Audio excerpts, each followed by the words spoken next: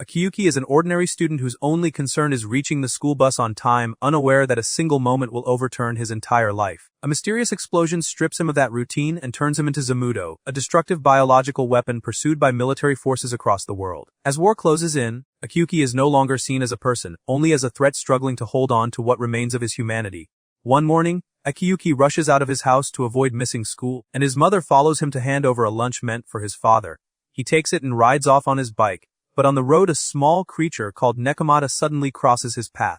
He brakes just in time to avoid hitting it, then notices a shortcut that leads to his father's house and decides to take it. When he arrives, an elderly woman at the door tells him that the doctor is asleep.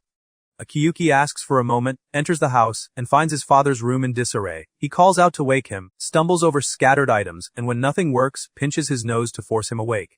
His father jolts up in surprise and thanks him, and once Akiyuki is certain he is awake, he leaves quickly so he will not be late for school. At the bus stop, the students stand in line as Akiyuki arrives at the last moment, hands his bike to the guard, and rushes over to his friend Harrow, whose mother had asked her to look after him. She scolds him for being late, and Akiyuki moves away to the back of the line, where he notices a pale, white-haired girl who looks exhausted. He sees that she is not wearing the required badge to board the bus. When a soldier signals her forward, Akiyuki encourages her to go ahead, then steps past her toward the bus door. The soldier stops him and asks for his badge, and Akiyuki explains that it must have fallen on the way. The soldier lets him pass with a warning. The white-haired girl notices the badge on the ground, picks it up, and boards using it. Inside the bus, Akiyuki sits with his friends, who tease him for helping a strange girl they have never seen before. He glances toward her seat and gestures for her to wear the badge without saying it belongs to him. She does so quietly and gives him a small smile as the bus departs. Elsewhere, the island's government detects unidentified aircraft approaching their airspace. The commander orders a reconnaissance unit to investigate, and when they confirm the aircraft belong to the northern government, his anger rises as he dismisses them lightly.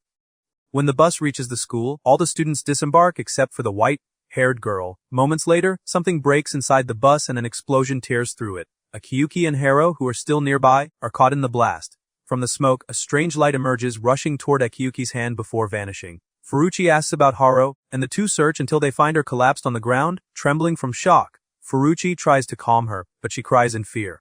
From a distance, Akiyuki spots the white-haired girl still inside the bus and runs toward her, ignoring the pain in his hand.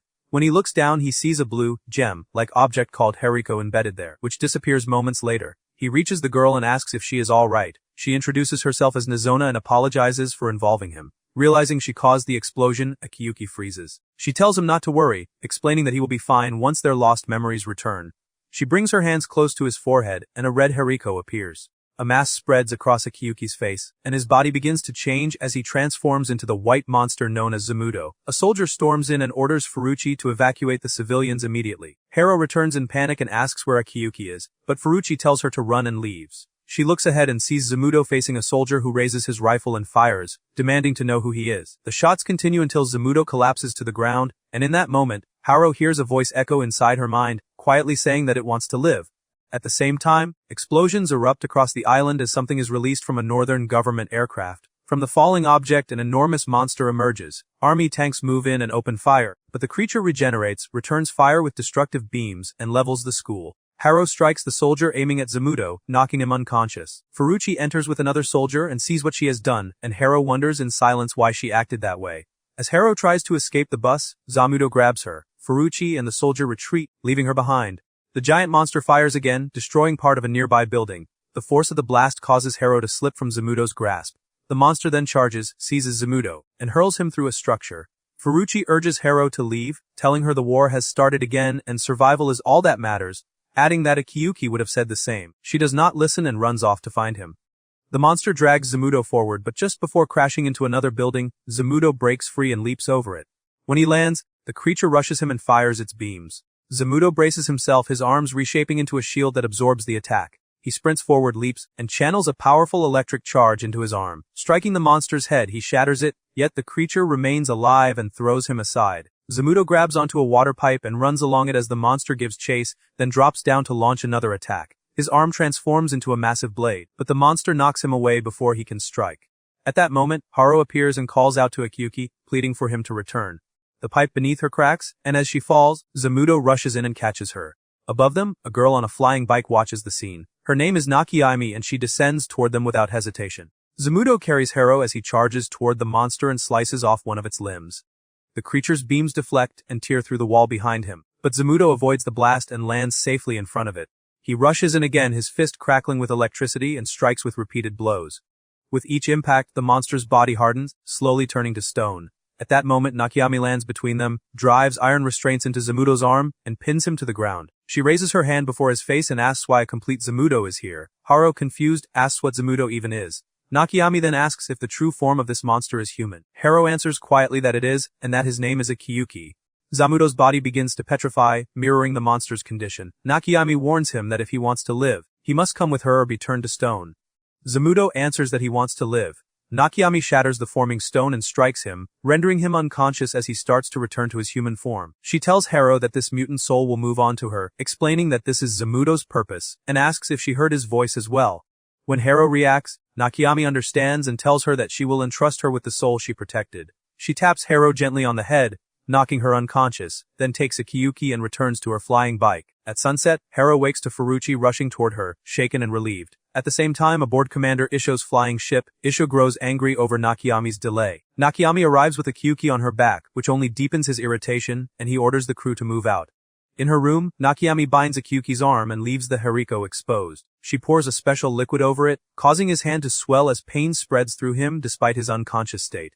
She takes a needle, pierces the haricot, and pushes it through, and his arm transforms into Zamudo. Nakiami restrains him until he settles. Outside, a crew member named Akishiba stands guard with a weapon, prepared for any sudden movement from Akiyuki. Akishiba enters, but Nakiami silences him and explains that the haricot is stable. Surprised, he asks if the boy is still alive. She confirms it, saying he endured severe pain and does not appear to be turning to stone. Akishiba leaves. Shortly after, the Nekomata that Akiyuki nearly stepped on earlier bites him.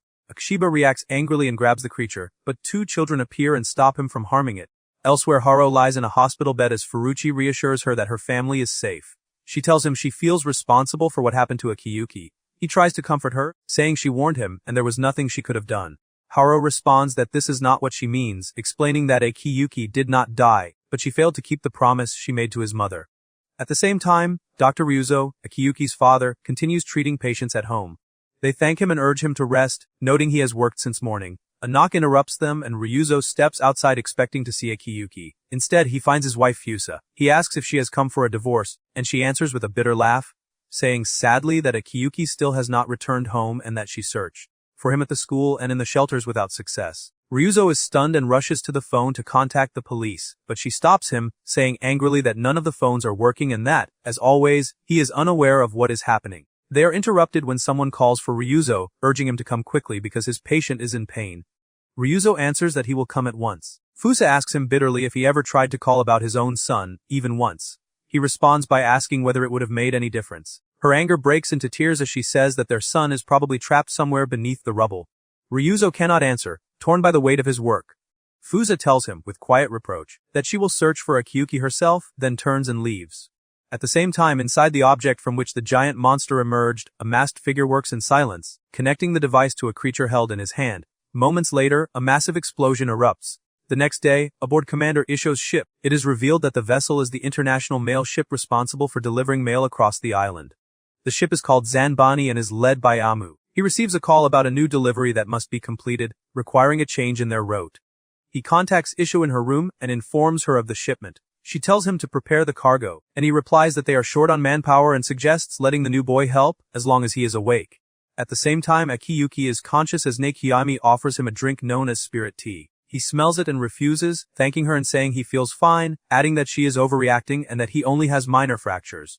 She stops him from touching his hand or removing the bandages, explaining that the needle in his hand is what is keeping him alive and preventing Zamudo from awakening. Akiyuki thanks her again but ignores her warning and tries to free his hand. She strikes him and forces his hand away. Angered, he tells her that he is not the person she thinks he is and that he is not the thing called Zamudo she keeps talking about. Akishiba enters and interrupts them, telling Nakiami that the commander wants to see her. She warns Akiyuki not to do anything reckless until she returns. Akishiba asks if the boy is alright, and Nakiami replies that he will not turn to stone, but it seems he does not remember what happened. Elsewhere, Harrow sits in the hospital with her sister Midori as their father arrives. Harrow asks if anyone has identified the white-haired girl responsible for the incident. He apologizes, saying he forgot to ask. They leave the hospital together, and Harrow notices Ryuzo sitting outside alone. She runs to him and sees his condition, his clothes torn and his posture exhausted. She asks why he is there, and he answers that he is visiting every hospital in search of his son. At the same time, Akiyuki sits with the ship's crew as Yumbo hands him some food. Her son, Hinikimaru, approaches and punches Akiyuki in the side for sitting in his place. Yumbo scolds him sharply and tells him to sit in the chair beside him, and he obeys. Yumbo apologizes to Akiyuki, explaining that her son always behaves that way. After the meal, Akiyuki pulls Akiyuki aside and tells him he has work to do, not giving him time to object. He adds that he will get used to it in half a year. They arrive at the control room where Aimu is stationed.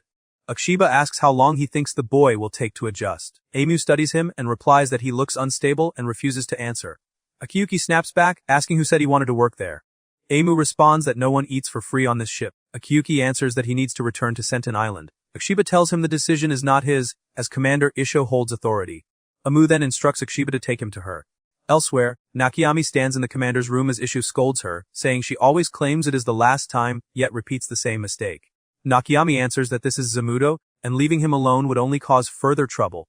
Isho responds sharply that she understands the reason, but her actions put the ship at risk, and no matter what she does, he will eventually turn to stone. At the same time, Akiyuki brings Akiyuki to meet Kisleji, the ship's mechanic. Akiyuki grows irritated and insists he has no intention of working there. Kisleji calmly replies that work is the path to freedom. Akiyuki walks away to the deck and stands alone, thinking of Harrow. Nakiami exits Isho's room and notices him outside. When Akiyuki asks where the commander is, she tells him to go inside, introduce himself properly, and speak with respect, adding that if he wants to live there, he must learn to set aside his pride. The commander steps out to see what is happening. Akiyuki speaks formally, saying he intends to return to Senten Island because he has a family and must be with them, and that he will wait for the next port and leave on his own.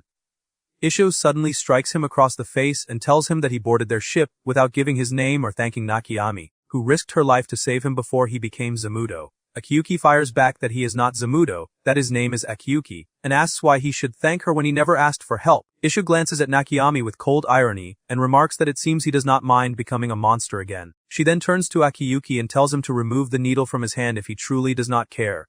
Nakiami tries to stop him, but Akiyuki accepts it as a challenge, saying he will prove he is not a monster. He pulls out the needle and his hand begins to transform into Zamudo.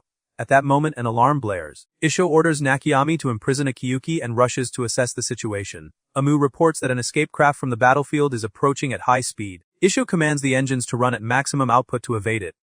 A winged Zamudo suddenly appears and closes in on the ship. Nakiami shouts at Akiyuki to return to the room, but he tells her to leave him alone. The winged Zamudo crashes into the ship, tearing part of it apart. As Akiyuki tries to flee, the creature seizes him, opens a hatch, and throws him inside before retreating. Nakiami immediately mounts her bike and gives chase, determined to bring Akiyuki back. She fires at the winged Zamudo, and part of its body begins to turn to stone. A sphere emerges from the creature, splits into beams, and fires toward her. Nakiami evades them with precise movements, climbing higher until she is above it. She anchors her bike onto Zamudo's back and drops down, driving one of her needles into it. Spotting a red haricot, she fires another needle beside it, causing part of its back to petrify. The color then shifts to blue, and she shouts for it not to fall asleep. Zamudo strikes her, forcing her away from the haricot. She recovers and moves again, breaking into the compartment where Akiyuki was placed. She pulls his hand free and blows open the hatch to release the rest of his body. Calling out to him, she urges him to wake up. Akiyuki opens one eye, reaches for her, and she pulls him clear. She tells him that this Zamudo will continue to pursue him as long as his haricot remains active. She lifts him onto the bike and retreats as Isho fires the ship's cannon, destroying one of Zamudo's wings. Akiyuki and Nakiami return safely to the ship. Akiyuki asks if the white-haired girl is the one responsible for what happened to him. Nakiami answers that she does not know and tells him to try to remember. He thanks her for saving his life a second time, surprising her by recalling the first. He then drinks the spirit tea she prepared. Pleased, Nakiami tells him to rest, explaining that training will begin the next day. At the same time, Harrow visits Fusa and tells her that Akiyuki is still alive, saying she is certain even though she cannot prove it. Fusa's eyes fill with tears as she thanks her. Harrow takes out Akiyuki's badge and asks permission to keep it so she can return it to him. Before leaving, she tells Fusa that she met Dr. Ryuzo and that he was searching for Akiyuki. Fusa becomes unsettled, realizing she does not fully understand him. Elsewhere, Akiyuki enters Akishiba's room to sleep. Akishiba tells him the room is divided in two and warns him not to cross the line between them. Akiyuki replies that he does not mind and is grateful just to have a place to sleep. Noticing cracks along the wall, he asks about them. Akishiba explains that a man named Rego once occupied his place, and that the clothes Akiyuki is wearing belong to him. Rego was also Zamudo, but he lost his sanity as the Hariko destroyed his mind. Akiyuki asks where Rego is now, but Akishiba has already fallen asleep and does not answer. The following day, a monster appears on the island and begins attacking government facilities. It is being controlled by a masked figure and directed to devastate the city. In response, the government deploys machines designed to imitate Zamudo, operated by highly trained human pilots. At the same time on the ship, Nakiami wakes Akiyuki and urges him to get up, telling him they are going to see Lady Tension, a spiritual guide who will train his Zamudo. When Akiyuki sits before her, he is taken aback by her frail body and aged appearance. He apologizes for his earlier lack of respect, but she ignores it and tells him that his fate is bound to Zamudo, and that the Hariko embedded in his right hand will prevent him from living like a normal human. She asks if he still wishes to live. Akiyuki asks whether there is any way to remove the Hariko. Tension replies that only Sonova, the founder of Rukin, is capable of doing so. Nakiami adds that Sonova's whereabouts are unknown, as she was exiled by the northern government. Akiyuki says that he does not want to die and wants to return to Senshin Island. Tension asks him what Zamudo is telling him, referring not to words but to instinct. The same way fish seek water and birds seek the sky, Zamudo too must be drawn toward something. Akiyuki lowers his gaze and admits that he does not know. Tension tells him to listen carefully to the Hariko's call and trust that it will guide him. Nakiami brings him to begin his training, which starts with stamping mail. Akishiba oversees him and challenges him to work quickly, a challenge Akiyuki completes. When they see how fast he finishes, they give him more tasks. Irritated, Akiyuki asks them not to push him and questions the purpose of this training. Nakiami tells him that it is what will keep him alive, and he continues reluctantly. On Senshin Island, people gather to watch southern government aircraft arrive in the sky to support the island against the northern government. Among the crowd are Harrow and Furucci. They hear a girl named Shidara saying that both her parents are dead. Harrow rushes to comfort her, but Shidara's condition is fragile and she has lost hope. Back on the ship, Akiyuki sits stamping letters addressed to his island. Akishiba mocks the task, but Akiyuki replies that these letters are meant for people who are desperately waiting, and that he will not give up until they reach them. The crew is moved by his words and joins him to help. Days pass as Akiyuki continues training, learning something from each person aboard the ship. Every day Tension asks him the same question about Zamudo's purpose and what it seeks. Akiyuki stays awake at night trying to find an answer, but none comes. Noticing his confusion, Akishiba asks what Tension has been telling him. Akiyuki explains and admits that he keeps hearing her voice urging him to think, yet he still cannot find an answer. Akishiba tells him dryly not to think so hard that he loses his mind.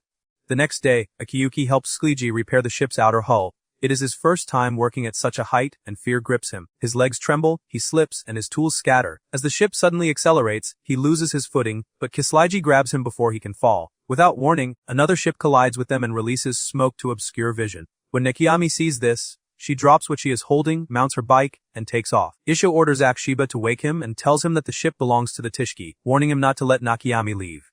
Akishiba answers that she is already gone. Seeing Nakiami flying above, Kisleji reacts with anger.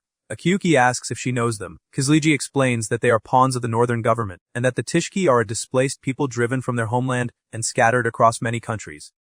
Nakiami flies alongside the Tishki ship and signals to their leader, who looks back at her with a gaze that carries a quiet sense of malice. At sunset, Nakiami stands in Isho's room and reports that the Tishki ship has docked at Slanton, asking for permission to speak with their leader, Zagendo. Isho rejects the request without hesitation.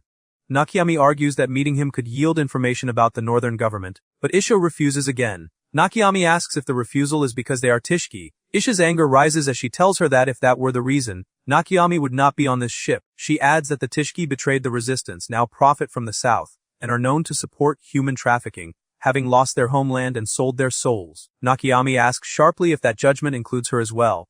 Isho strikes her across the face and tells her that if that is the case, she is free to leave whenever she wishes. Nakiami retreats to her room, overwhelmed. When Akiyuki knocks, she opens the door expecting Isho, only to find him instead. He tells her they have an appointment with Tension. Sensing her state, he asks if something is troubling her. She dismisses him coldly, telling him not to worry. Surprised, he says she is always concerned about him. She replies flatly that it is only because he is Zamudo. She takes him to see Tension, who asks Akiyuki the same question as before about what Zamudo wants. This time, he answers that after much thought, he believes it wants to live alongside others. He admits he does not know how to do that alone and says he needs Nakiami's help and the support of the crew. Tension responds that the Hariko soul remains lost, its thoughts unspoken, its goal unknown, and its memories fragmented as it continues to seek answers. She then tells Nakiami that she will hold her responsible for the boy. That night, Dr. Ryuzo returns home and finds a woman waiting for him. She introduces herself as Tsukaki from the Free Zone Command Center and explains that they are establishing a research facility for anti-mutant weapons, hoping he will join and share his expertise. Ryuzo refuses immediately, saying he despises the military and telling her to leave. As he steps inside, she asks if he would reconsider if she framed the offer differently, explaining that she is acting on behalf of Kisco. Ryuzo is stunned, recognizing the name of the man whose life he once saved during the Braidor War. Elsewhere in the city, a group of masked figures wearing red robes, known as the Jibashiri, gather around the body of a pregnant woman. From her womb, they extract a glowing sphere of energy known as Hariko. A witness sees them and recognizes who they are, panic overtaking him. They silence him with a single gunshot to the head. The next day, the head of the government stands beside Commander Kisco and informs him that the anti-mutant weapon units will be moved to the Free Zone Command Center on Senshin Island. Kisco responds that the center must be renamed the Eastern Autonomous Zone, explaining that the old name will make it difficult to gain the resistance's support. From a distance, Shidara watches them in silence, telling herself that she will keep waiting there. Elsewhere, Akiyuki continues his training, now tasked with writing letters. Frustrated, he asks Akishiba whether the letters are being sent to the northern government. Akishiba asks why that matters. Akiyuki reacts angrily, questioning why they would deliver mail to their enemies. Akishiba points toward a group of children nearby and explains that they are refugees from the northern zone, abandoned by their families and shipped south like cargo. Akiyuki grows more disturbed by the idea of people being treated as shipments. Akishiba warns him not to be deceived, saying that they are still enemies who would not hesitate to kill. On the ship, Amu asks Isho what they will do if Nakiami chooses to return to the Tishki. Isho replies that if it is her decision, she should do as she wishes. Amu protests, asking what they would do without her. Isho answers that Yumbo will manage. At the same time, Harrow and Furucci help rebuild the second sector destroyed in the recent attack. Harrow says quietly that they cannot forget the people who died. Furucci disagrees, telling her that if she does not forget, she will only continue to suffer. At the command center, Kisco asks Tsukaki whether she spoke with Dr. Ryuzo. She confirms that she did, adding that she gave him the time and place and that they will see how he responds. A knock interrupts them. Kisco opens the door to find Dr. Kanba, who asks him to come by that night, saying that the first prototype he envisioned has appeared. At sunset, Nakiami leaves her room and tells Akiyuki that she will be gone for a while and that he should continue training. She leaves without explaining where she is going or when she will return. She boards Zaigendo's ship and descends the stairs, where she finds two crew members chasing a small creature named Ungro. Nakiami calls to it, and it leaps into her arms. Zaigendo appears and remarks that they have raised it for 6 years and that it awakened just the day before. He asks if she wants it. She declines and tells Ongro to protect the ship. The creature jumps from her arms and settles on Zaigendo's shoulder. Back on Isho's ship, the crew eats together, but the atmosphere is heavy as they worry about Nakiami and do not know when she will return. Meanwhile, Nakiami sits alone with Commander Zaigendo as they share a meal. She asks whether Sonova is still alive. Zaigendo replies that they believe she is, and that some have sighted the Jebashiri. He explains that the current ruler of the Tishki is Kodrika, asking if Nakiami remembers her, and says she plans to reclaim the Great Land. Nakiami responds quietly that such thinking is foolish. Zaigendo tells her that Kodrika believes spreading chaos across the world follows Sonova's teachings. He urges Nakiami to return to Tishki village before it collapses, saying she is the only one suited to lead. Nakiami is taken aback and says she cannot do that. That night, Akiyuki and Akishiba load the letters onto a delivery truck. After it departs, Akiyuki realizes he forgot to include a letter meant for Harrow. He pleads with Akishiba and challenges him to chase the truck. Clutching the letter, Akiyuki runs after it at remarkable speed. At the same time, Kisco visits Dr. Kamba's laboratory. Kamba explains that a girl volunteered for an experiment, believing it would ease the grief of losing her family. He activates the device, revealing her body bound by numerous wires. Kisco recoils in shock and demands to know what he is seeing. Kamba answers that he implanted a Hariko sample taken from the giant Zamudo into her. Enraged, Kisco grabs him by the clothes. Kamba tells him not to act as though he is innocent of what is happening. Kisco throws him to the ground. Dr. Kamba tells him not to forget that these actions are carried out under government orders, and that placing responsibility for anti-mutant weapons research on a small island, while employing an outcast Tishki researcher like himself will ensure history remembers them as criminals. Kisco releases him and heads for the door. Kamba calls after him, asking why they do not stand on the front lines and use any method necessary to end the war, saying Kisco understands this better than anyone. Kisco does not respond and leaves. Elsewhere, Zaigendo's ship sounds its horn. Isho steps outside and meets Amu, who tells her they are departing. She asks about Nakiami, and he says she has not returned. Moments later, Zaigendo appears with Nakiami, her hands bound. He signals Isho to come closer and thanks her for taking care of Nakiami. Isho asks if he has decided to take her back. Zaigendo replies that she does not belong on the Xanbani, and that they are heading north.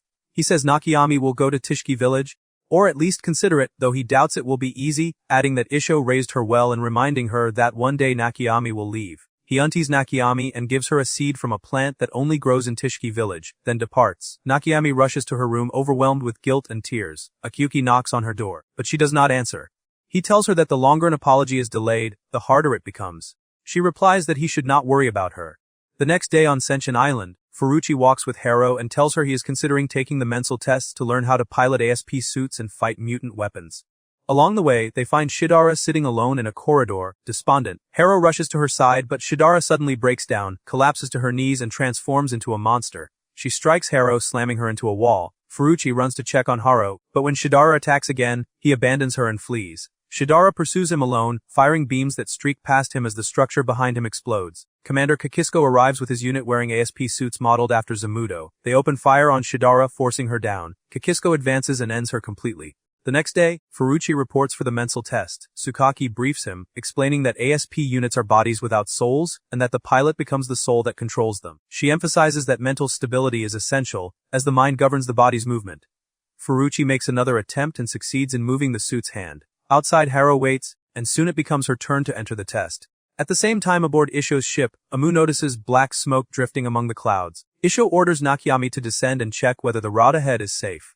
Nakiami moves immediately. Isho then instructs Akiyuki to follow her and make sure she does not stray, but Nakiami is already gone. Without warning, Akishiba pushes Akiyuki off the ship. He falls, but lands on the wing of Nakiami's bike and holds on as they continue together. As they approach the smoke, they find a massive mutant, half of its body already petrified and unable to move. They land nearby. Nakiami rushes forward, climbs onto the creature, and fires 3 needles that form a ring of stone before detonating. The monster strikes her, and her leg begins to turn to stone. Akiyuki runs toward her, but the mutant blocks his path and hits his hand, cutting the bindings around the hariko. His arm transforms.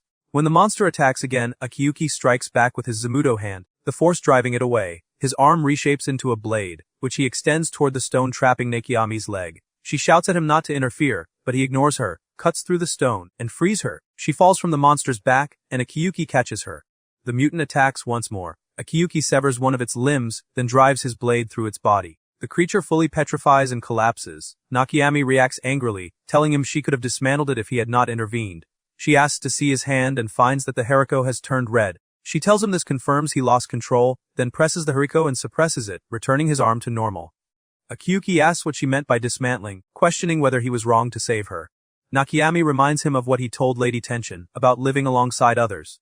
He argues that the monster would have killed her if he had not acted. She answers that coexistence with others includes mutants as well. Elsewhere, in Dr. Kamba's laboratory, he and his followers conduct another experiment. One assistant reports that the subject's abilities are impressive, but that ASP units still surpass her in Piranha, noting that her spinal sensors have high guidance capability, but that she would not withstand an electric current from behind.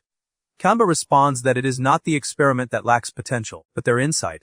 At sunset, Harrow receives Akiyuki's letter. He writes that he is fine, apologizes for the delay, and admits he does not remember what happened that day or know whether she and Furucci survived. He asks her to tell his parents that he is safe and to visit them when she can. He says he cannot return to the island soon, but promises that he will one day. Harrow smiles, then carries the many letters she wrote to him and places them into the mailbox. That night, Akiyuki sits in his room on the ship and asks Akishiba whether mutants are truly their enemies. He mentions that Nakiami told him not to kill them, but to dismantle them instead. Akishiba explains that mutants were once living beings, and that the northern government developed hariko and injected it into them to turn them into weapons. Akiyuki reacts in shock. Akishiba tells him that killing them is even worse. Akiyuki grows quiet as Akishiba adds that he should ask Nakiami what that mutant was thinking before it died. He admits he pities them, but says that if his own life is threatened, he will kill without hesitation.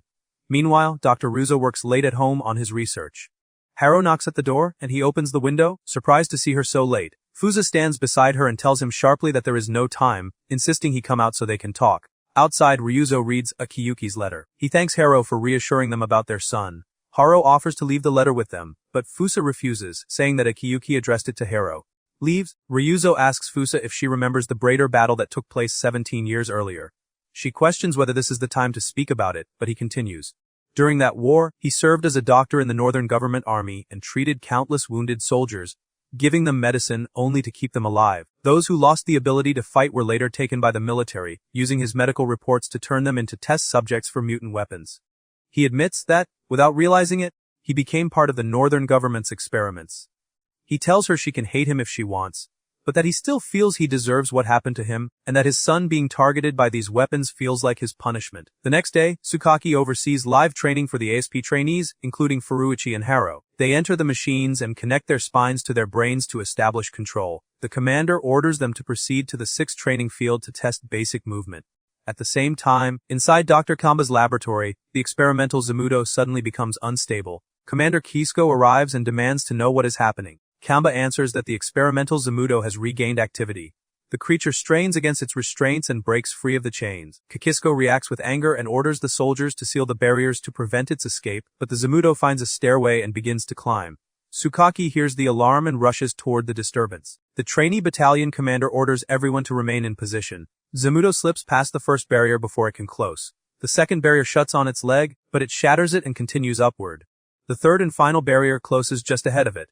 A warning echoes through the speakers, ordering immediate evacuation of the barrier zone. Kisco announces that the Zamudo is contained and can be secured again. Tsukaki relays that the situation is under control and tells the trainees to continue their exercise. Moments later, it becomes clear that the Zamudo is carrying a pregnant woman and an infant. The infant releases an electrical charge that reacts with gas emitted from the mother, forming a glowing bubble. Kisco watches in disbelief as one of the supervisors laughs beside him. The moment turns to shock when the bubble strikes the third barrier, triggering a massive explosion that opens a path to the surface. The blast disrupts the trainees' systems, and many lose control of their ASP units. The Zamudo reaches the surface, and tension spreads as everyone hesitates, unsure how to respond.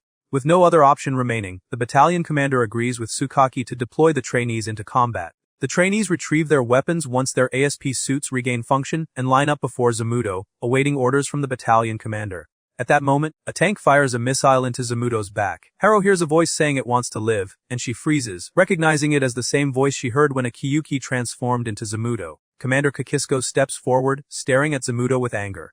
Dr. Kamba speaks behind him, remarking that the Zamudo appears frightened and that its defenses seem weaker than the Hariko itself. Kisco answers that monsters choose their masters and that Kamba will not be able to control it. He orders him to abandon retrieval and states that civilian lives take priority. Kamba responds without concern and tells him to do as he wishes. Zamudo turns and moves away. The trainee battalion pursues him and receives orders to remove safety pins and prepare to fire. They then see Zamudo standing on the water and walking across it. New orders come to take flight and continue pursuit. As they close in, they open fire, forcing Zamudo to drop to his knees under the impact. The infant generates a massive bubble that surrounds Zamudo and shields him.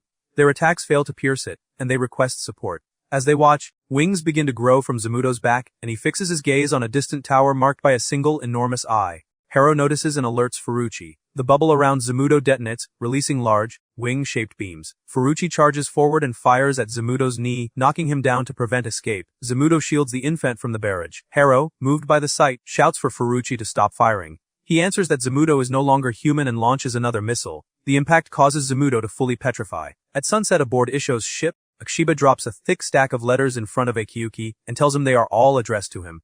Akiyuki hurriedly picks them up and realizes they are from Harrow. He sits and reads one, where she asks where he is, says that time feels frozen since he left, and that Senshin Island feels empty without him. She writes that his parents feel the same and are waiting for his return. She explains that she took the mensal test and joined the army as the only way to leave the island, and that within 7 days they will head to Sumabara City. She wonders if the letter will reach him in time, asks whether he will come to see her, and adds that she is still keeping his armband and wants to see him again. Akiyuki folds the letter and stands in silence, weighing his choice. Elsewhere, Fusa walks home through the street when an elderly woman treated by Ryuzo calls out to her. She tosses her a tangerine and tells her to accept it as thanks for what her husband does for them. Fusa smiles, a quiet sense of pride settling in. That night, Akiyuki goes to Isho and asks for permission to travel to Sumabara City to meet Harrow. Isho agrees but tells him to speak with Nakiami first. When he asks her, Nakiami refuses, saying he still cannot control his Hariko and must remain near her. He pleads and promises to return quickly. She finally agrees on the condition that he takes the Nekomata with him. Akiyuki departs with the Nekomata as they pass above the city where he plans to land. He prepares his parachute for descent. Nakiami reminds him that Hariko responds to a calm mind, tells him not to forget the idea of coexistence, and to remember Tenshin's advice. He promises to do so and jumps from the ship. Kisliji reassures the crew that a tracking device has been fitted to the Nekomata's collar. The next day, Harrow and Furucci stand in Kisco's office. He tells them that one of his parents was from Senshin Island, which makes Sumabara City personally important to him. 60 years earlier, During the conflict with the free zone of the southern continent, many people from Senshin Island were killed. Now, the place where their ancestors died has become a target of the northern government. Because of this, an alliance was formed with the south, and he asks them to search for a missing ASP squad. Furucci answers without hesitation that he will do it.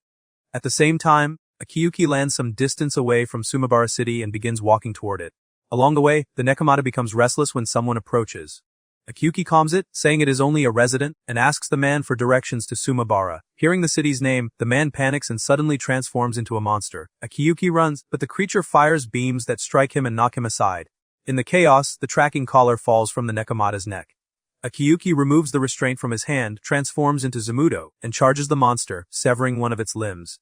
The creature survives and rushes back at him, but a gunshot rings out, killing it instantly. Akiyuki turns to see a small girl named Kio and her father, Zoizo, who fired the shot. Kyo notices the red hariko in Akiyuki's hand. She approaches calmly and places her hand over it, suppressing it in the same way Nakiami does. She then walks to a large stone and lays flowers beside it, explaining that it is her mother, who turned into Zamudo and became fully petrified. At the same time, Nakiami realizes that the tracking signal has gone silent. Alarmed, she fears that something may have happened to Akiyuki and the Nekomata. That night, Akiyuki stays at Kyo's home. She tells him that people in this area often turn into monsters. When he asks why, she explains that a month earlier the Northerners attacked and people began transforming, including her parents. Zoizo adds that even though half of his body has turned to stone, he has not become a monster. He then asks Akiyuki why he is heading to Sumabara. Akiyuki answers that he has an important appointment. At the same time, Nakiami asks Kizji why the tracking device stopped transmitting. He tells her it likely broke when the collar was damaged. She informs the crew that she is going to investigate, mounts her bike, and departs. In the morning, Nakiami reaches the site where Akiyuki was attacked and finds the petrified Zamudo left behind. Concerned, she searches the surrounding area until she comes upon the small hut where Kyo and her father live. Inside, she finds no one but notices several bags. When she opens them and sees Akiyuki's hat, she realizes he passed through and decides to continue searching. At the same time, Kyo and her father guide Akiyuki toward a mountain passage leading to Sumabara. From there, Akiyuki spots a ship from Senshin Island. Zoizo warns him not to trust anyone from that ship, saying they would betray him without hesitation. Aboard the ship, soldiers stand assembled, including Harrow and Furucci. Their commander explains that they are here to locate a missing ASP squad from the southern continent. Due to the dense piranha in the area, flight equipment cannot be used, and they must enter the mountain mine on foot. He also warns them that mutants may be present. They depart by train, accompanied by a group of Ongoro users contracted by the military command center. With them are insects capable of tracking piranha emitted by mutants. Furucci grows irritated, remarking to Harrow that the Ongoro users come from the northern continent and sell their services to anyone, calling them untrustworthy. Elsewhere, Zoizo leads Akiyuki to the railway path that enters the mine. Before parting, he warns him again that the person he is going to meet may turn against him if they see his hand. Akiyuki answers that he will go anyway, saying he trusts Harrow and believes she will recognize him. Inside the mine, Furucci follows one of the Ongoro users until they reach a fork. The Ongoro user points down one tunnel, stating that there is a mutant signal there. Furucci orders Harrow to stay behind and follows him. Elsewhere in the mine, the battalion commander and two soldiers discover a massive glowing green stone. The commander stares at it in disbelief, saying he has never seen a green stone of that size. One soldier asks if they are not supposed to be searching for the missing ASP squad. The commander tells him to be quiet and orders him to inform Kisco of their discovery. Back with Harrow, she has moved from where she was told to wait. She trips over something and looks down to find an abandoned ASP suit. She wonders where the mensal pilot could be. A hand suddenly rests on her shoulder, and she turns to see Furucci, relieved. Before either can react, a mutant descends behind them. Noticing it is wearing a military boot, they realize it is the mensal who once piloted the suit. Harrow speaks quickly, telling it to stay calm and that they are leaving without killing it. She starts to run, but Furucci stops her and opens fire. Harrow escapes in the opposite direction as shots echo behind her, and she bursts out of the mine, collapsing on the ground from exhaustion. Moments later, she hears Akiyuki calling her name as he runs toward her. She looks up in disbelief, tears welling as she rushes to him. Before they can reach each other, the mutant emerges behind her and fires its beams. Akiyuki pulls Harrow aside, narrowly avoiding the attack. He releases the restraint on his arm, and it transforms into Zamudo. The mutant charges and presses him down, but Akiyuki resists and channels an electric surge into it. The creature petrifies and collapses. Furucci arrives and shouts at Harrow to stay away, saying he will kill the monster. She stops him, telling him that it is Akiyuki. Furucci stares in shock, unable to accept that he is alive. Then he notices the Zamudo arm. His expression hardens as he raises his weapon and tells Akiyuki that he is no longer human, that he has become one of the monsters. Harrow tries to calm him and explain, but Furucci refuses to listen, his hatred for Zamudo overwhelming him. The island and destroyed everything. Akiyuki answers that he is still the same, and that Furucci is the one who changed, asking whether wearing a military uniform really makes him stronger. Furucci snaps back that Akiyuki always thought he was special and demands to know why he ran away from the island. Harrow interrupts, saying that Akiyuki did not run away, but Furucci shouts at her to stay out of it. He tells Akiyuki that many of their classmates died that day and that their school was destroyed, things Akiyuki knows nothing about. He says that while the burned bodies could not be identified, Akiyuki was living freely, and that all of it began because he helped the white-haired girl board the bus. He declares that he will not let that crime go unpunished. His words weigh heavily on Akiyuki, stirring dark emotions within him.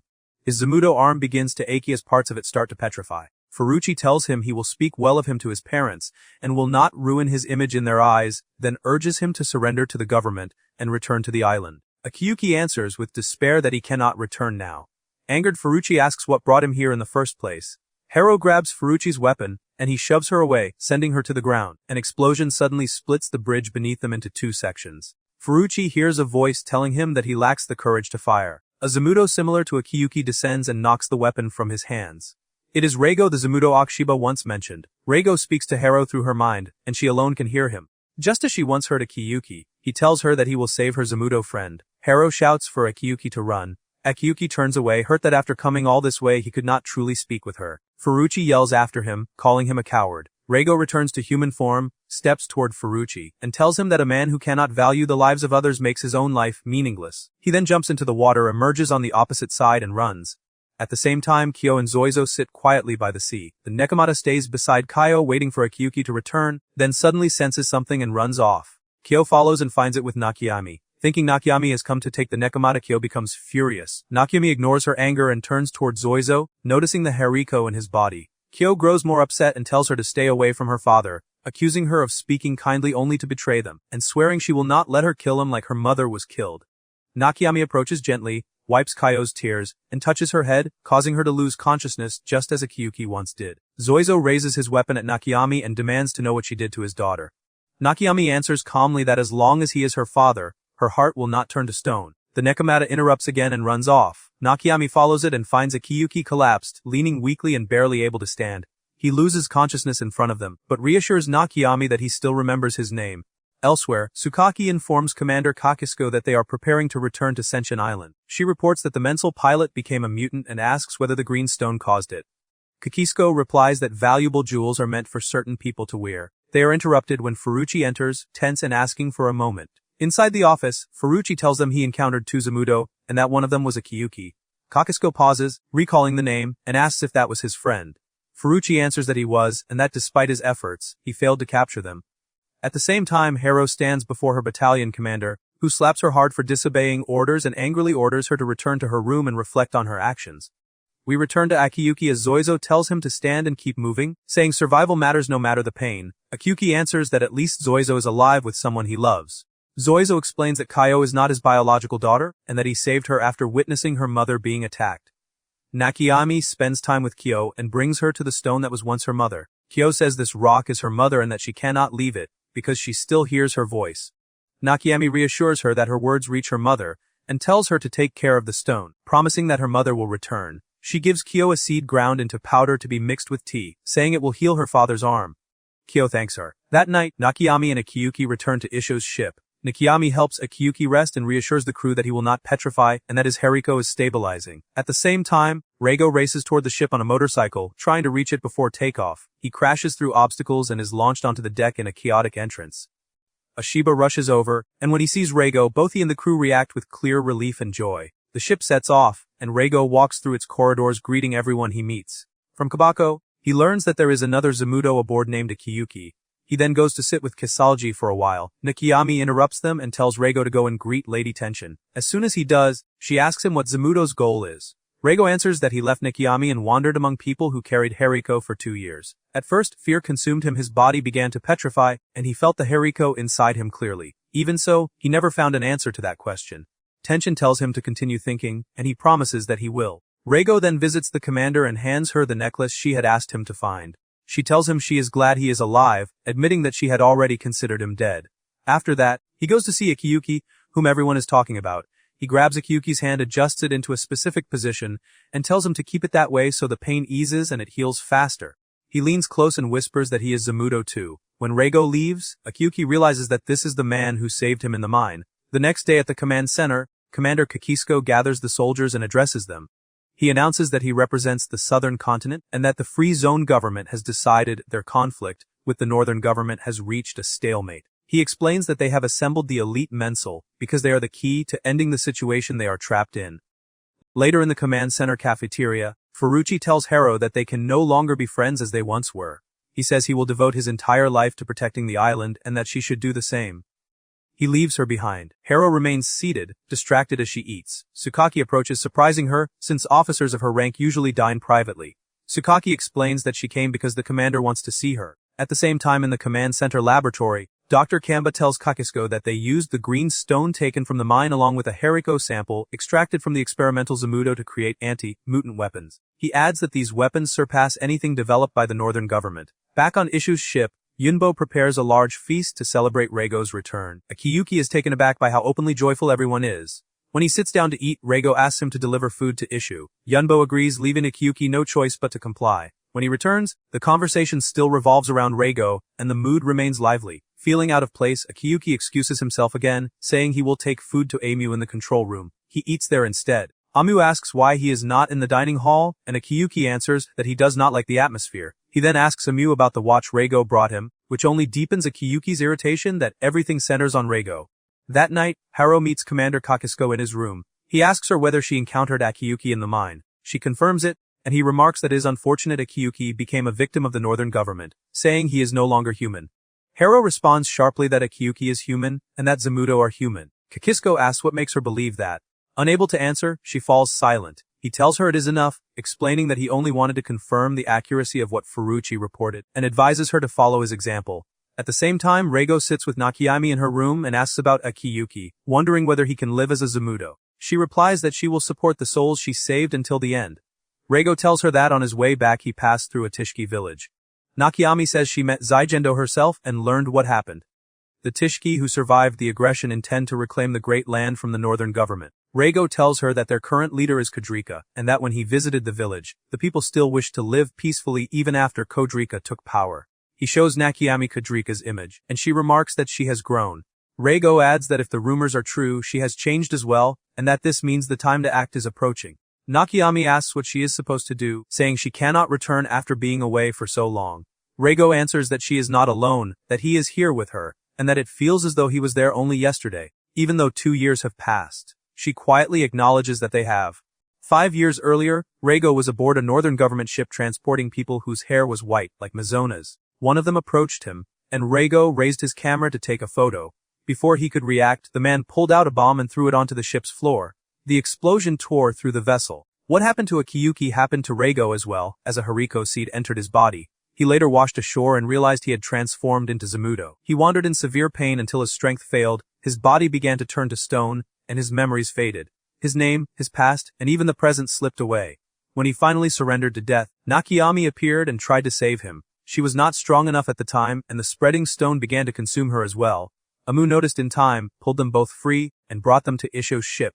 Isho, furious over Nakiami's actions, struck her hard across the face. Back in the present, at the command center, Harrow enters the imaging room to receive her official enlistment license. Afterward, she joins the rest of the squad in live fire training using the ASP suits. Commander Kisco observes that Harrow shows clear talent, but lacks the drive to fully commit. He asks Tsukaki to summon her to his office. On Senshin Island, Ryuzo tosses Fuzer a tangerine, which she catches, then demands to know why he is there. He tells her he was in the area for a medical consultation. She throws the fruit back at him in anger. He explains that he contacted the post office about the stamp attached to Akiyuki's letter. She asks anxiously if he learned anything. He tells her that he did not, explaining that the letter arrived on an unregistered ship and could not be traced. She falls into despair, saying that means they lost their last chance. In a quiet voice, he says he had hoped she would forgive him, but she does not hear and asks what he said.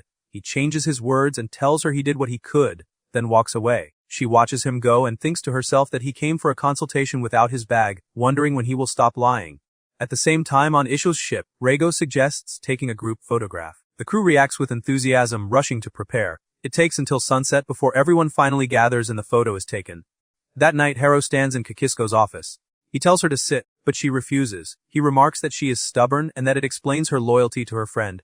He tells her he knows she covered for Akiyuki and does not blame her, because that is what a friend would do, but that it has affected her performance. He asks if she did not choose this path of her own will. Placing a hand on her shoulder, he tells her to bury the past and free herself from it for the sake of the present, warning that otherwise a military trial may be unavoidable.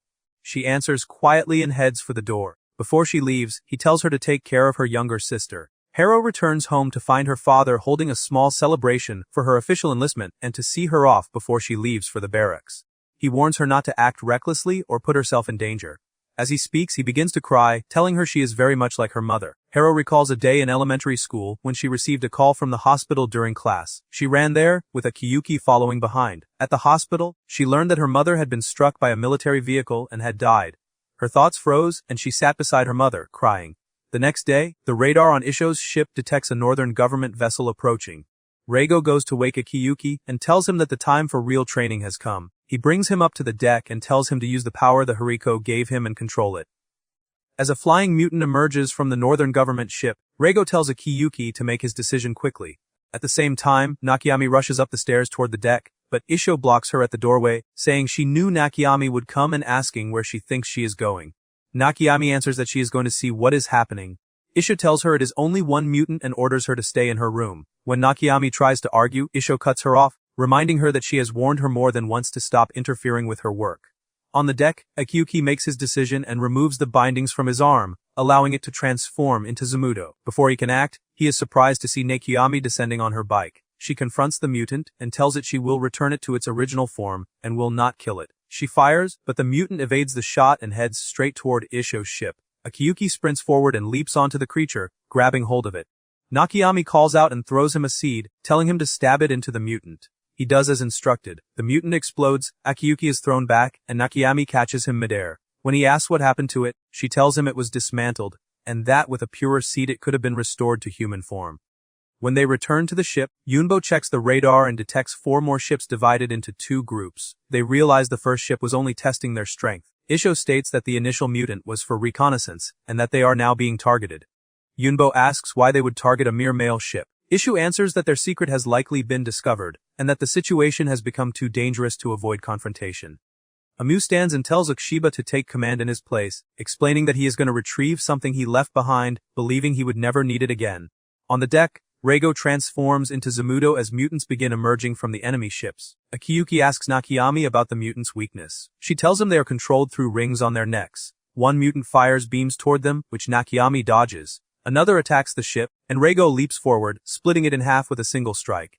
A third mutant fires at Rego, but he blocks the beams effortlessly with his arm, then kicks the creature, cutting it cleanly in 2. Akiyuki watches in disbelief and asks Nakiami if that is a water sword. She tells him there is no time, as more mutants are still coming. Amu arrives on deck carrying a massive cannon and takes aim at the enemy ships. Suddenly, he hears his son Henekimaro crying that Roppa the Nakamata is missing. Amu shouts at him to cover his ears and fires the cannon. Tension erupts between Yumbo and Isho when Yumbo realizes her son is missing. Yumbo shouts that she warned Isho about crossing the northern route and that they should have chosen a safer path. Isho yells back that this is not the time for arguments and orders her to go to the control room and assist Ukshiba. Yumbo angrily replies that Isho has no children and cannot understand her fear. Isho answers coldly that she does not understand and does not want to, then walks away. The first shot Amu fired misses the enemy ships. Henekimaro yells that he cannot hit anything. Amu steadies himself and fires again, this time striking a ship. Rego leaps forward, forming a blade of water with his leg and cleaving another mutant in 2. Nakiami tells Akiyuki that the mutants are targeting him because they sense the Harrow inside him, and that they are driven by anger born from loneliness, not malice. A massive spear-like object suddenly descends from an enemy ship. Isho, moving through the corridors with a heavy weapon, feels the ship shudder violently. She rushes to the deck and sees that the object has broken apart into many smaller mutants. She grabs the microphone and orders everyone to prepare, announcing that mutants have boarded the ship. From the air, Nakiami observes the situation through her scope and says that if this continues, they will be forced into close combat. Rego calls out that he will handle the mutants inside the ship and tells Nakiami to support the front line. He then calls to Akiyuki and tells him to come with him. Akiyuki thanks Nakiami and follows Rego. Inside the ship, Isho encounters several mutants. She kills 2 but runs out of ammunition. A third attacks her, but Amu arrives in time and finishes it. Elsewhere, one flying mutant slips past Rego. He calls to Akiyuki and tells him to deal with it and show what he can do. Akiyuki extends his arm over a great distance as the mutant tries to escape. He manages to seize it and shatter the collar around its neck. The mutant loses control and crashes into part of the ship's structure, causing a malfunction. Ashiba shouts into the microphone, telling Kisleji that the ship is no longer responding and urging him to act quickly. Kisleji answers that he is working on it. At the same time, Yumbo reaches Amu and Hinakimaru. Her son runs to her and clings to her, and Amu's focus slips. A mutant fires a narrow beam that pierces Amu's body. Yumbo reacts in shock and immediately begins first aid. Nakiami descends onto the ship and rushes inside, seeing what has happened. Isho orders Yumbo to take Amu to the control room and instructs Ashiba to return to his post. They move Amu to the control room, but he realizes he can no longer pilot the ship. He tells Ashiba to assist Commander Isho and leaves the controls to Yumbo. Yumbo hesitates, saying she has never piloted the ship before. Amu answers that there is no time to hesitate, that true strength means risking one's life for others, and reassures her that he will guide her while she follows his instructions. Nakiami goes to Hinakimaru and Kobako and tells them they are sensible children who must take care of Lady Tension. Kobako asks what Nakiami plans to do. Nakiami answers that she will try to calm the mutants, because they are not enemies. She hands them a bottle and tells them that if anything attacks, they should open it and it will protect them. Elsewhere, Isho continues firing, killing mutant after mutant. Nakiami enters and is confronted by the sight of the creatures she hoped to save now petrified. Shocked, she watches as Isho reloads to finish the rest. Nakiami cries out for her to stop and runs to the bodies pleading. Isho replies coldly that this is not the time, that she does not understand dismantling or any of it, and that nothing will bring the mutants back to life. Nakiami begs her to stop killing them, shouting that they are no different from them. Isha's anger flares, and she yells back for Nakiami not to tell her what to do, then destroys the remaining mutants. Isho leaves Nakiami behind and confronts the mutant leader, who has reached the ship's entrance, wearing a mask identical to Zamudo's. The leader tells her that this vessel holds what the lost souls seek and demands she hand over the creatures. Isho answers that they are after Zamudo, but they will not obtain them so easily. She accuses the leader of trying to spread panic by releasing the smaller mutants and says that this is not an ordinary male ship. She refuses to negotiate. The leader responds that Isho must deal with her first and again demands Zamudo. Isho replies that the negotiations are over, and that these two are vital members of her crew. The mutant leader asks whether Isho understands why Zamudo are born or why they exist. Isho says she does not, and asks why the leader is so obsessed with them. The leader answers that it is the fate of those who hear the call of the soul, and that hearing the call of the Harrow sharpens insight. Isho dismisses it as nonsense, saying all they have done is let their hearts turn to stone toward these creatures, and that Nakiami is different. She fires and ends the leader's life. In Lady Tension's room, a mutant breaks in. Hinakimaru throws the bottle Nakiami gave him. It shatters, releasing a small onagoro that rapidly grows and envelops the mutant, turning it to stone. Afterward, Isho finds Nakiami sitting alone, crying. She places a hand on her and tries to comfort her. The next day at the command center, Commander Kisco summons Harrow, and tells her that he ordered everyone to give her special consideration given her circumstances, and that she may now perform her duties. Harrow thanks him and asks him to look after her younger sister, Midori. She leaves and encounters Tsukaki, who tells her that her friend Furucci has been promoted to first sergeant. At the same time, Furucci pushes himself hard in the mental training room. One of the scientists warns him that exceeding piranha limits will require medical supervision. At the same time, Isho's ship lands in a remote location, surrounded by nothing. The next day, Furucci sits alone in his room, withdrawn and refusing to eat or leave the house. His thoughts circle around the same conclusion, that wherever he goes and whatever he does, he will always remain in Akiyuki's shadow. Frustration overwhelms him, leaving him convinced that he is worthless and incapable of achieving anything. Pain spreads through his leg and signs of Zamudo begin to appear. At the same time, Nakiami sits in her room, weighed down by despair. The images of the mutants dying before her eyes remain vivid and sorrow is etched across her face. From the petrified mutant bodies, a black substance begins to seep out, gathering and slipping beneath the door of her room. A black spirit with a single eye forms before her. In an instant, Nakiami is restrained. She asks in fear where it came from, what kind of spirit it is, and demands its name. It covers her mouth and swallows her. Roppa appears, enraged by the sight. The spirit notices and releases Nakiami before escaping. Tears run down Nakiami's face as Kobako and Hinakimaru rush in, asking if she is alright. She forces a smile and tells them she thinks she is hungry. Elsewhere, Rego sits with Isho and hands her a picture of the towering structure marked by a giant eye. Surprised, she asks if it is the Diamond Tower. Rego confirms it is, saying it watches them from everywhere, and asks what she thinks about going to see it together. Isho replies that the ones sending the mutants will block their path. At the same time, Dr. Ryuzo goes to the command center searching for the commander's headquarters. A battalion commander stops him and asks whom he is looking for. Ryuzo answers that he wants to see Commander Kisco. The battalion commander directs him to Kisco's residence, telling him he will find him there. When Ryuzo arrives, Kisco remarks that he did not expect him to come after rejecting his offer. Ryuzo answers that he was busy.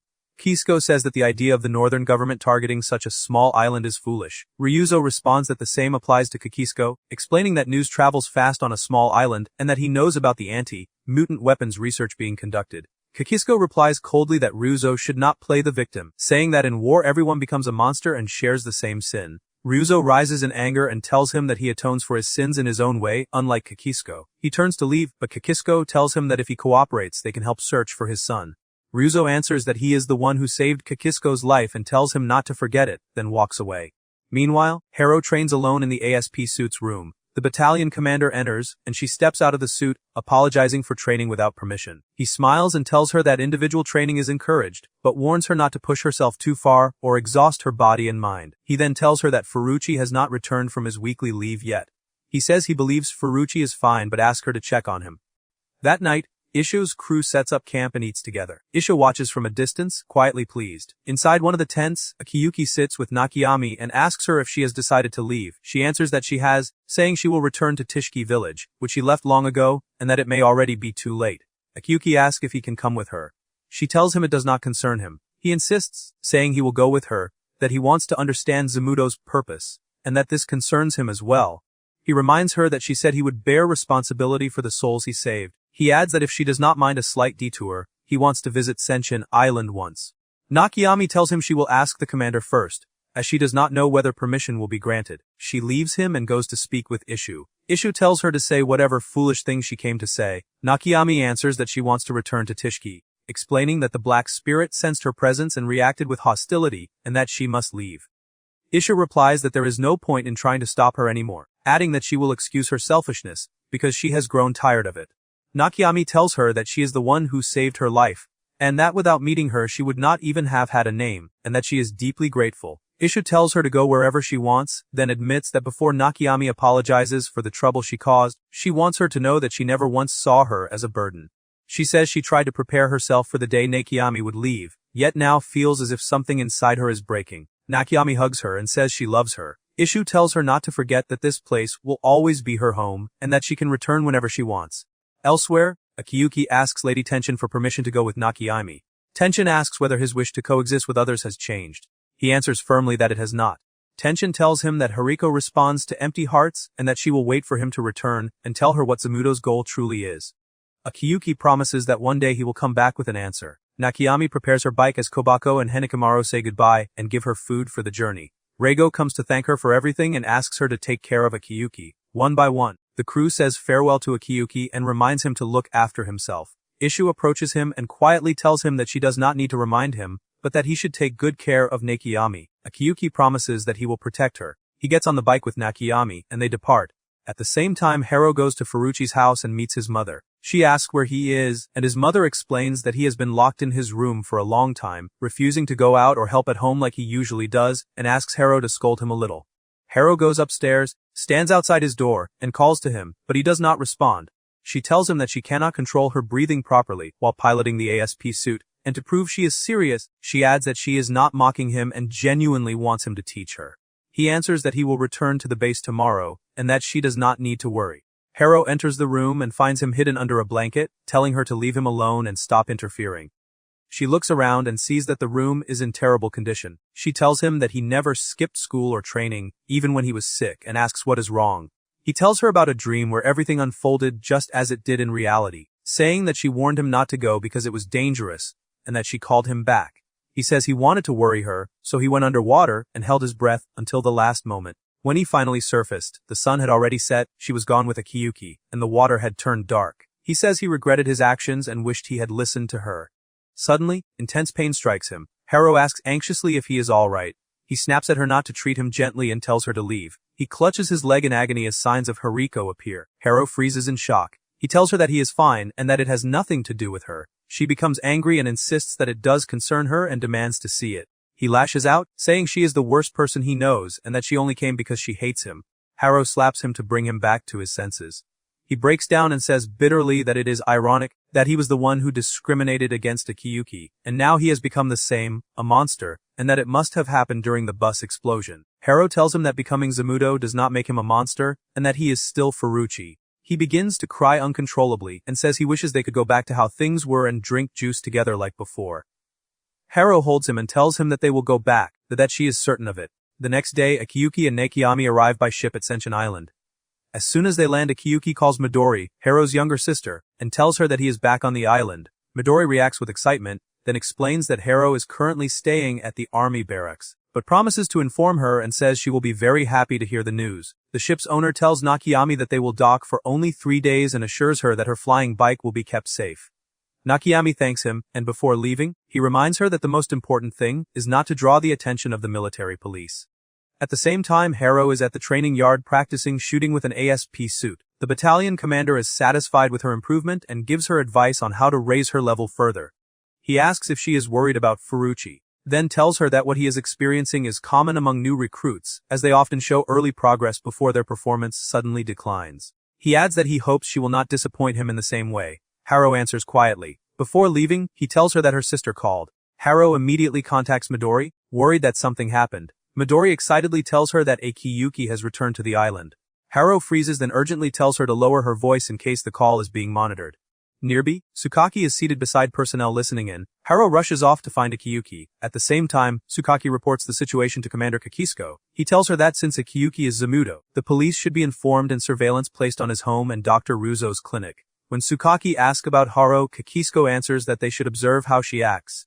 Elsewhere, Akiyuki enters his father's house. Ryuzo sees him and stands frozen in shock. Harrow arrives at full speed, finding Midori waiting outside. Midori tells her she is late. Harrow asks if it is true that Akiyuki returned. Midori confirms it, saying she believes he went to see Dr. Ryuzo and that Akiyuki's friend was the one who informed her. Midori calls Nakiami to join them. When Harrow sees Nakiami, her expression hardens. Nakiami tells her that the soul she saved is still alive and did not turn to stone. Harrow angrily replies that Nakiami promised to bring him back sooner, demanding to know why she did not. She orders Midori to go inside and leave them alone. Harrow tells Nakiami that she wanted to stay with Akiyuki, which is why she could hear him when he was Zamudo. Tears fall as she admits that she does not know how to live without him, saying that Nakiami was too late and that now it may be too late. Understanding her feelings, Nakiami apologizes. Inside the house, Ryuzo asks Akiyuki whether he has already seen his mother. Akiyuki answers that he has. Ryuzo then asks if he is alright, and Akiyuki says yes, looking around and remarking that the room needs cleaning. Ryuzo replies that it looks organized to him. Akiyuki notices the equipment and research materials and asks what they are. Ryuzo explains that problems have begun appearing on the island, and that he is conducting research. Ryuzo then asks if the wound on Akiyuki's hand is from the bus explosion. Akiyuki confirms it. Ryuzo asks to see it. Akiyuki hesitates, but Ryuzo insists. When Akiyuki removes the bandage, Ryuzo immediately recognizes it as Hariko. Akiyuki is shocked that his father knows about it. Ryuzo tells him to come along, saying he wants to show him someone. Akiyuki follows and asks who it is. Ryuzo answers that it is someone Akiyuki knows very well. He pulls back a curtain, revealing Nozona. Akiyuki is stunned. Ryuzo tells him she is still alive and that he preserved her life. He says he cannot explain everything easily, but that even if she regains consciousness, he hopes he can forgive her. He asks Akiyuki if he thinks he can do the same. Akiyuki answers that he does not know, but that he wants to forgive her and hopes he can. Ryuzo smiles and asks him what the goal of the Hariko inside him is. Akiyuki replies that he does not know, and that discovering it is what he is trying to do now. Suddenly, Akiyuki hears a car stop in front of the house. A police vehicle has arrived, and one of the officers steps out to check whether Akiyuki is inside with Ryuzo. The officer moves quickly to the door and finds Ryuzo sitting alone. Before he can ask anything, one of the regular patients throws a tangerine at him and pretends to urgently need an examination. Ryuzo apologizes to the officer and says he is busy. Meanwhile, Akiyuki slips out through the back door, carrying a lunchbox like the one his mother always prepares for him. Elsewhere, Midori calls Furucci and tells him she is deeply worried about Harrow, saying her behavior has been strange for some time and that there is no one but him who can help her. At the same time, Fusa returns home exhausted and dispirited. She notices the lunchbox on the table and freezes. She searches the house for Akiyuki but cannot find him. She runs outside and searches across the island until her leg gives out. Overcome, she collapses and cries. She goes to Ryuzo's house and confronts him about what happened and the trick he played on her. Ryuzo apologizes and says he tried to call her, assuring her that Akiyuki's condition is stable. She cuts him off and says that Akiyuki will not return again, and that she knows it. Akiyuki is sitting alone when Nakiami arrives with Harrow. Akiyuki stands, smiles and asks Harrow how she is. She answers by asking why he came back and why he came to see her again. She says she is glad she saw him, yet tells him she must report him, because he has put her in an impossible position. Through tears, she says she does not want to hand him over to the army. She admits she did not want to see him, and at the same time wanted nothing more than to see him, and that the pain of it all is unbearable. She tells him he was not supposed to come back. At that moment, Furucci enters. He says that those who do not know the purpose of their Harrow have no right to possess it. Harrow asks him why he is there. He answers bitterly that it is amusing, because Akiyuki is everything he ever wanted. He looks at Akiyuki and says he intends to take everything from him. Nakiami steps closer to Akiyuki and tells him that Furucci's Harrow is reacting violently, driven by hatred. Akiyuki realizes in shock that Furucci is afflicted just like him. Suddenly, Furucci's leg distorts as a red Harrow surfaces, signaling that he has lost control, just as Akiyuki once did. Furucci lunges forward and grabs Harrow's hand. His arm transforms into Zamudo, its color turning a deep, unnatural black. He looks at Akiyuki and tells him that he envies him, that he has always lived as his shadow, and that from now on he will leave nothing for him anymore. Nakiami warns Akiyuki that this Zamudo has completely lost his sense of self. Flames rise around Furucci as he transforms into a black Zamudo. Nakiami tells Akiyuki that this is the final stage, when Zamudo feeds entirely on hatred. Furucci turns to Harrow and tells her to watch carefully, to decide for herself which of them is the light, and which is the shadow. Seeing how dangerous the situation has become, Nakiami orders them to move back and rushes toward Furucci. She places her hand on his face, just as she once did with Akiyuki, and tells him that hatred has taken over, asking him to promise her if he wants to live. Furucci trembles for a moment but resists, throwing Nakiami away. Nakiami stares in disbelief and says it is impossible, that he no longer recognizes the face of Zamudo. Furucci strikes her with a powerful blow, sending her flying into a rock that shatters as she loses consciousness. He says that his activity has now been renewed, and asks why he should be bound by promises, declaring that he is satisfied with himself as he is. Akiyuki removes the band from his hand and transforms it into Zamudo, seeing Furucci rushing toward the unconscious Nakiami. Akiyuki runs to intercept him and stands in his way, trying to resist. Furucci lifts Akiyuki and throws him aside. Harrow runs to catch Akiyuki, but Furucci grabs her with one of his tentacles while seizing Akiyuki with another. Harrow screams at him to stop, but he ignores her. He tells Akiyuki that although he is in pain, it is nothing compared to living as a marginalized shadow drowning in darkness. His form shifts again as he releases Harrow and tells her that from now on he will be the light, and Akiyuki will be the shadow. Harrow lowers her gaze and tells him that she understands his feelings, but that no matter what she admires Akiyuki. Furucci is stunned, then enraged, and asks how she can admire someone so weak. She screams back that this is why he cannot understand her, because he does not understand the meaning of true love. Shocked, Furucci's form changes again. He grabs Harrow and swallows her. Akiyuki snaps and slices through Furucci's tentacles with his Zamudo blade. Furucci seizes Akiyuki with both hands as Harrow bursts free from his stomach, only for him to grab her again with a third arm. He forces her to watch and tightens his grip around Akiyuki's neck, choking him. Harrow begs him to stop, and tells him that whether he is light or darkness, he will always be Furucci to her, and that will never change. He shouts back that he must be the light so she can see him, then looks at Akiyuki and asks him to admit that he has become like him. Tears fall as he continues to crush Akiyuki. At that moment, the Zamudo mask forms over Akiyuki's face and he transforms fully, breaking free. Nakiami regains consciousness and rushes toward him asking where Harrow is. They both see Furucci sealing Harrow inside his body. Furucci cries in despair, saying the world is unfair and will never change. Nakiami tells Akiyuki that if this continues, saving Harrow will be impossible unless Furucci is killed. Akiyuki charges forward and repeatedly strikes Furucci's body with Zamudo's electric power. With each blow, Furucci's form swells. Exhausted, Akiyuki is stopped by Nakiami, who tells him not to lose himself, or he will not be able to return. She inserts her seed into Furucci, causing his body to disintegrate and revert to human form. Weakly, he says that he feels relieved. Harrow tells him that he will return to normal, but he does not believe it and has lost all hope. She reassures him again, saying they will return, that Dr. Ryuzo will examine both him and Akiyuki. Her voice breaks as she repeats that they will return to how they were. Suddenly, ASP suits descend from the sky. Akiyuki pushes Nakiami away just as powerful explosives strike him. The units land and surround them. Harrow screams, asking why this is happening when the ASP are meant to protect the island. Kisco appears and tells her that, from his perspective, this is exactly what protecting the island means. He adds that he will not kill them as he still needs Zamudo. Akiyuki and Furucci are taken into custody. Kisco approaches Furucci and notes that he has already become Zamudo. Furucci asks what will happen to Harrow. Kisco replies that she is not a criminal and will not be harmed. He then turns to Harrow and tells her that he has a few questions for her, adding that he knows she likes to hide secrets, and orders her to come to his office. Kisco approaches Akiyuki as he lies unconscious and remarks that he looks magnificent. He orders the soldiers to search for Nakiami, who is hiding behind a rock, watching for a chance to escape. At that moment, Nakiami hears Akiyuki's voice speaking to her directly. He apologizes for pushing her away and tells her to go to the harbor without him. He says that if he does not return before the ship departs, she must leave for her homeland. He promises that he will come to her, and if he cannot, he will return to Isho's ship. He tells her everything will be fine and asks her to trust him. Nakiami runs. Kisco notices and orders the soldiers to chase her. Akiyuki uses the moment of confusion to seize Kisco. The mental units immediately aim their weapons at him, and the soldiers pursuing Nakiami turn back and do the same.